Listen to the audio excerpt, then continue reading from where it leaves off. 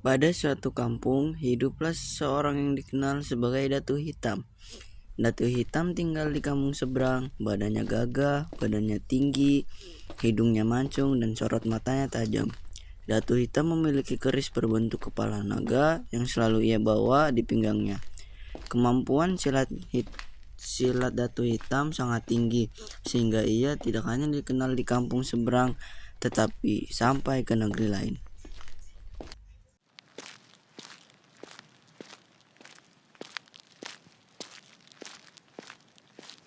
Ada apa kamu kesini, wahai pengawal raja? Raja memerintahkanmu untuk menumpas para bajak laut. Baiklah, terima kasih atas infonya. Setelah mendengar perintah itu, Datuk Hitam pun langsung bersiap untuk menumpas para bajak laut yang ganas.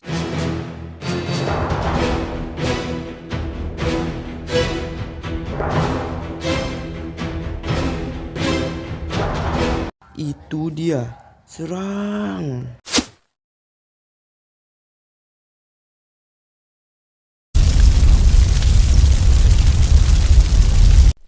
Hampir 2 bulan lamanya, Datu Hitam pulang kembali ke kampung seberang.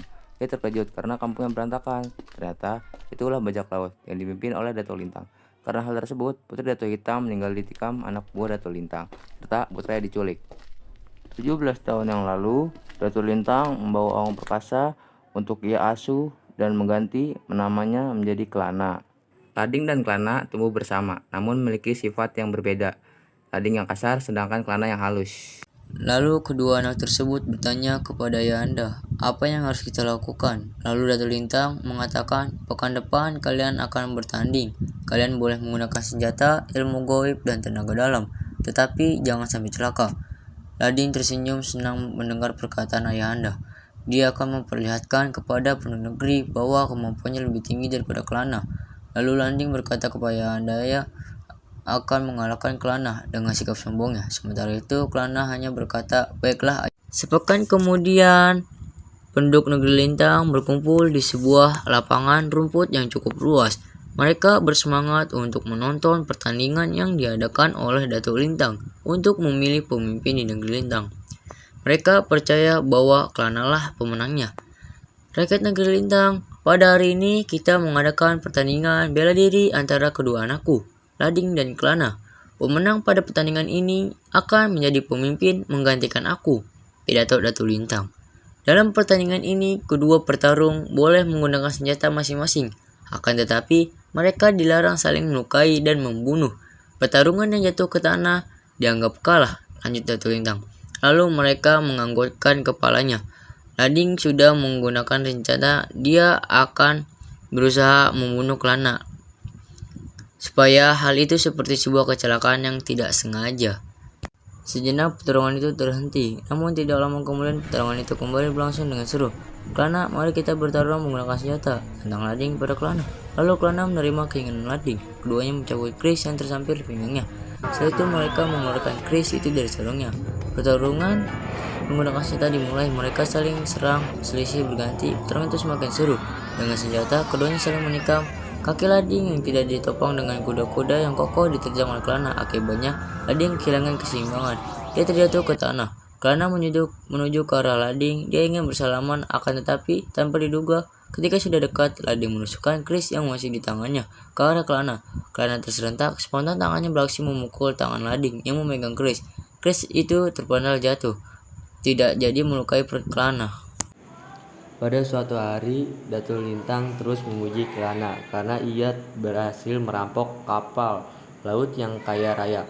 Lading selaku kakak Kelana sangat iri terhadap sehingga ia memutuskan berlayar ke pulau seberang untuk meminta bantuan kepada Datuk Hitam.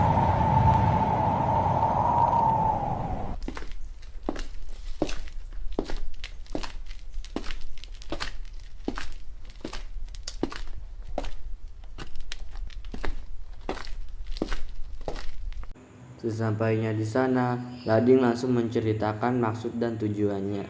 Menemui Datuk Hitam, pada akhirnya Datuk Hitam sepakat untuk membantu Lading dan berlayar ke negeri Sintang. Untuk menemui Kelana sudah semakin tua, oleh karena itu dia akan menyerahkan kepemimpinan kepada dua anaknya. Lading dan Kelana pun datang dan dengan cepat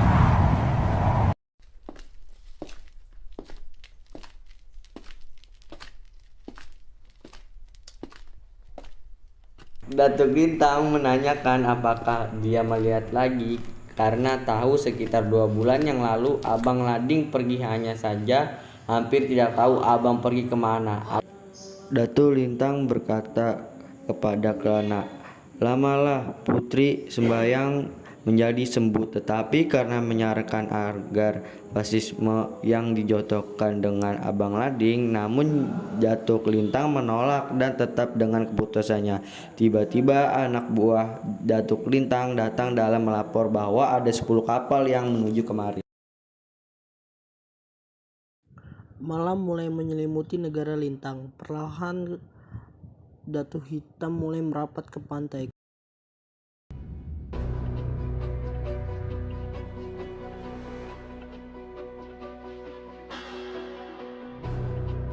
Setelah itu, rombongan Datu Hitam mulai nyampe ke pantai. Mereka saling berhadapan dan saling serang, dan kita saling menahan mereka agar tidak saling menyerang dan menantang Datu Hitam agar mereka saja yang menyelesaikan masalah, agar tidak ada korban berjatuhan, dan menguji kesaktian mereka.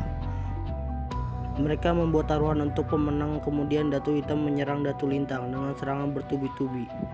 Para penonton bersorak karena Datu Lintang dengan Datu Hitam sangatlah hebat. Dan tiba-tiba Datu Hitam menyerang Datu Lintang, tapi tidak dapat ditangkis oleh Datu Lintang. Datu Lintang tertusuk keras di bagian perutnya, yang lalu Datu Lintang menahan perutnya hingga ia terjatuh sambil memegang perutnya. Nggak tak lama kemudian, Kelana pun datang menghampiri Ayahanda Datu Lintang yang sedang menahan rasa sakit. Lalu Datu Lintang berkata kepada Kelana bahwa ayah kandung Kelana adalah Datu Hitam. Sesudah itu Datu Lintang meninggal dunia karena kehabisan darah. Lalu Landing datang. Ia sedih melihat ayahnya yang meninggal. Lalu Landing menyerang Datu Hitam. Landing menghampiri Datu Hitam secara perlahan-lahan. Lalu Landing menyerang Datu Hitam secara bertubi-tubi. Sampai malam pun tiba, mereka berdua belum bisa pertarungan. Pada akhirnya Landing menusuk Datu Hitam di bagian perutnya dan Datu Hitam kalah. Pertarungan itu dimenangi oleh Landing. Usai pertarungan melawan Datu Hitam, Landing pun berjalan menghampiri Kelana yang sedang sedih karena ayahnya meninggal dunia yang ditusuk oleh Datu Hitam. Lalu Landing pun mengakhiri hayatnya di pelukannya Kelana karena kehabisan darah usai melawan Datu Hitam. Dan cerita pun selesai. Behind the scene.